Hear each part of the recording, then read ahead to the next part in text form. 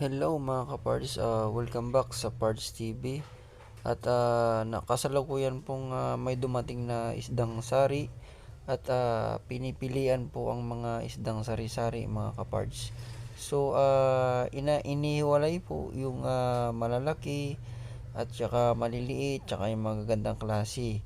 Tapos papabulungan po yan kapag may mga gustong tumawad sa isda na yan at ibubulong doon sa nagpapabulong, at kung sino po ang pinaka mataas na pressure na tawad, so sa kanya po maibibigay ang isda.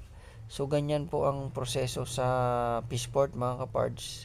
So bubulungan yung isda para makuha kung sino yung gusto kumuha ng medyo mataas-taas ang presyo. So ganyan po ang sistema sa mga isdang bato, sa mga sari-sari. So hindi po siya pinagsasama-sama na malalaki, maliliit, hindi po.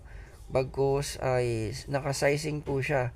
Depende po sa klase ng isda, kung anong itsura ng isda, kung mamahalin ba o mga mumurahin ba.